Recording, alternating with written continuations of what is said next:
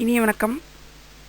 இன்றைக்கி company accounts அதில் reissue of forfeited shares அதை பற்றி பார்க்க போகிறோம். Reissue of forfeited shares. Share forfeited can be reissued by the company. Forfeit பண்ண ஷேரை கம்பெனி ரீஇஷ்யூ பண்ண முடியும். அந்த ரீஇஷ்யூ பண்ணுற price not less than unpaid on forfeited. அப்படின்னா ஒரு ஷேரு, அந்த ஷேரை நம்ம 3 ரூபி கட்டியிருக்காங்க, 7 ரூபி அன்பெய்டுக்காண்டி நம்ம 3 ரூபியை ஃபர்ஃபிட்டட் ஷேர் பண்ணியிருக்கோம். அந்த அன்பெய்டு அமௌண்ட் எவ்வளவு? 7 ரூபி. அந்த 7 ரூபிக்கு குறையாமல் இருக்கும் ரீஇஷ்யூ ப்ரைஸ். ஓகேங்களா? ஃபர்ஃபிட்டட் ஷேர் ரீஇஷ்யூ பண்ணும் போது எதுவும் லாஸ் ஏற்பட்டுச்சுன்னு சொன்னால் அந்த லாஸை ஃபர்ஃபிட்டட் ஷேர்ஸ் அக்கௌண்ட்னு ஒன்று வச்சுருக்கோம்ல, அதில் டெபிட் பண்ணுவோம். இது ஃபர்ஃபிட்டட் ஷேர்ஸை ப்ரீமியம் அதை ரீஇஷ்யூ பண்ணோம், ப்ரீமியத்தோடு ரீஇஷ்யூ பண்ணோம்னு சொன்னால் அந்த ப்ரீமியம் அமௌண்ட்டை செக்யூரிட்டி ப்ரீமியம் அக்கௌண்ட்டில் கிரெடிட் பண்ணணும். இதுக்கு journal entry format பார்ப்போம். When reissue is made at par, bank account debtor to equity share capital account. When reissue is made at premium, bank account debtor to equity share capital account to security premium account. When reissue is made at loss, bank account debtor forfeited shares account debtor to equity share capital account.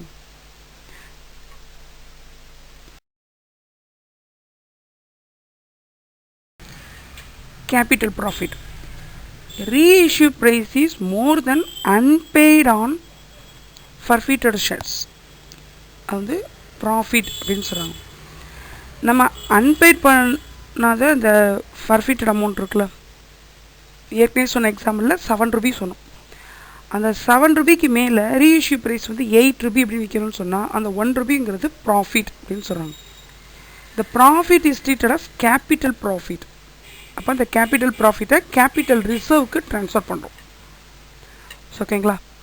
அப்போ இந்த journal entry என்ன பண்ணும்? Forfeited share account debtor to capital reserve.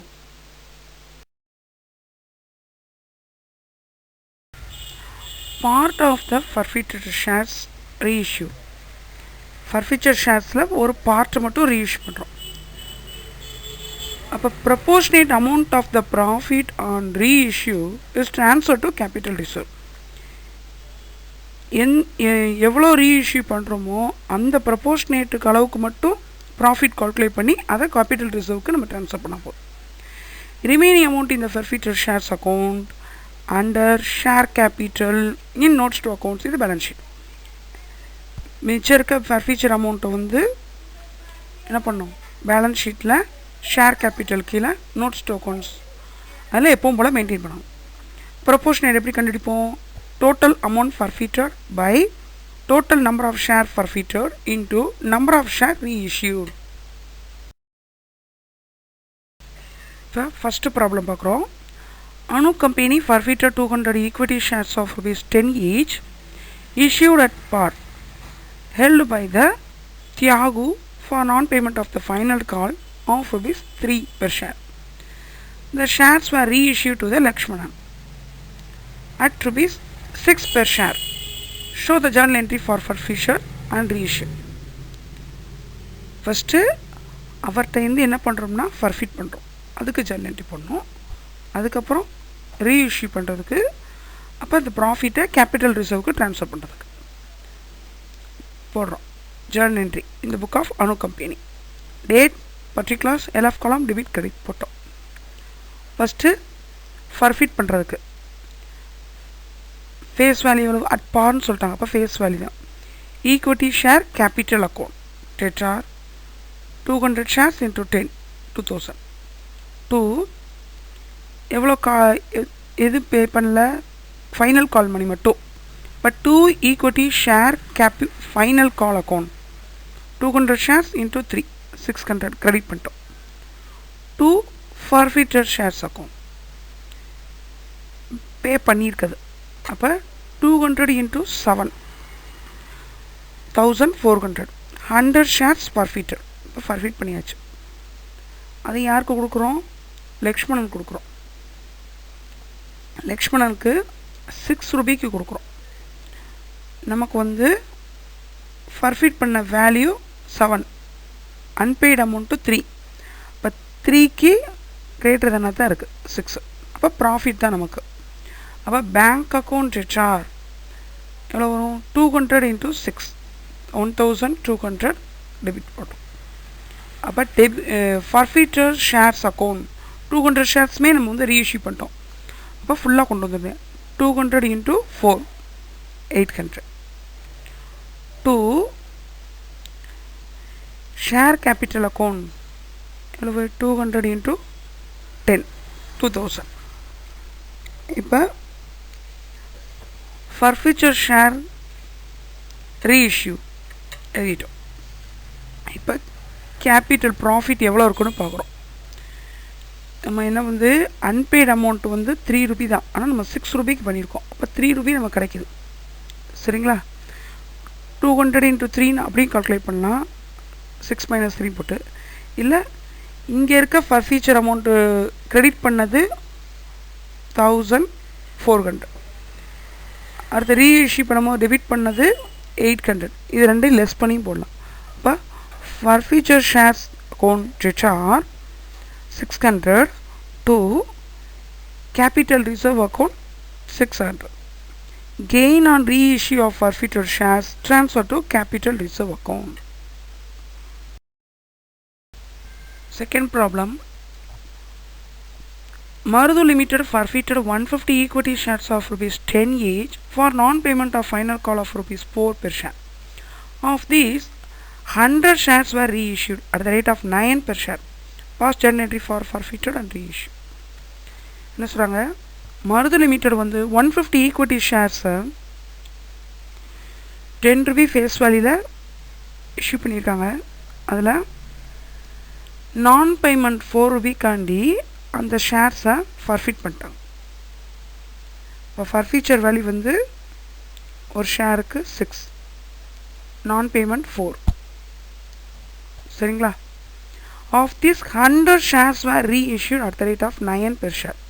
இந்த 150 ஷேரில் 100 ஷேர்ஸை மட்டும் reissue பண்ணுறோம் 9 ரூபிக்கு. அப்போ 4 Ruby நம்ம அன்பெய்டுக்கு நம்ம 9 ரூபிக்கு இஷ்யூ பண்ணுறோம். சரிங்களா? அப்போ கேபிட்டல் ப்ராஃபிட் கிடைக்கும். ஆனால் 150 ஷேருக்கு ஃபர்ஃபிட் பண்ணதுக்கு 100 ஷேர் தான் ரீஇஷ்யூ பண்ணுறோம். அப்போ ப்ரொபோர்ஷனேட் ப்ராஃபிட்டை கேபிட்டல் ரிசர்வுக்கு நம்ம ட்ரான்ஸ்ஃபர் பண்ணோம். இப்போ ஜர்னல் என்ட்ரி பார்ப்போம். இந்த book of Marudhu limited journal entries date particulars LF column debit credit போட்டுச்சு. Equity share capital account 150 equity share into 10 போட்டோம்னா 1500 டெபிட் போட்டோம். 2 unpaid call equity share final call account எவ்வளவு? 150 into 4 600 கிரெடிட் பண்ணிட்டோம். 2 forfeited shares account பே பண்ணது ஃபர்ஃபிட் பண்ணுறது 150 into 6 900. இப்போ 150 shares forfeited narration எழுதியாச்சு. இப்போ ரீஇஷ்யூ பண்ணுறோம். எவ்வளோக்கு? 9 ரூபிக்கு 100 ஷேர்ஸை. இப்போ bank account HR 100 into 9 900. forfeited shares account எவ்வளவு? ஃபேஸ் வேல்யூவில் நமக்கு 1 ரூபி லாஸ் ஆகுது. ஓகேங்களா?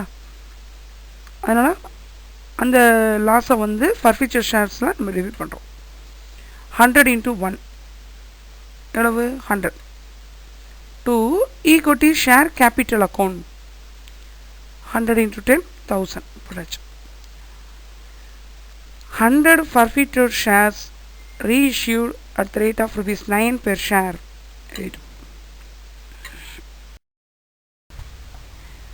இந்த கேபிட்டல் ப்ராஃபிட்டை நம்ம ட்ரான்ஸ்ஃபர் பண்ணுறதுக்கு ஒரு ஒர்க்கிங் நோட் பார்க்குறோம். ஃபர்ஃபீச்சர் அமௌண்ட் எவ்வளவு? 150 ஷேருக்கு 900 ரூபி. அதில் நம்ம ரீஇஷ்யூ பண்ண போகிறது 100 ஷேர்ஸை. சரிங்களா? அப்போ அதுக்கு ப்ரொபோர்ஷனேட் பிரிக்கிறோம்.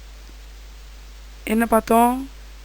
அந்த forfeiture amount divided by number of shares forfeited into number of share reissue. Forfeited amount 900 divided by 150 into 100 reissue பண்ணுறோம். போட்டோம்னா நமக்கு கிடைக்கிறது 600 ரூபி.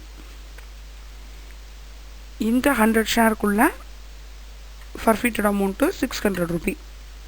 அதில் நமக்கு லாஸு ஃபேஸ் வேல்யூவில் குறைஞ்சிச்சா லாஸ் ரீஇஷ்யூ பண்ணதுனால அதை லெஸ் பண்ணுறோம். அப்போ 600 மைனஸ் 100 ஈக்குவல் டு 500. இப்போ 500 தான் நம்ம என்ன பண்ணணும்னா கேபிட்டல் ரிசர்வுக்கு நம்ம ட்ரான்ஸ்ஃபர் பண்ணணும். ஜர்னல் என்ட்ரி என்ன போடுவோம்?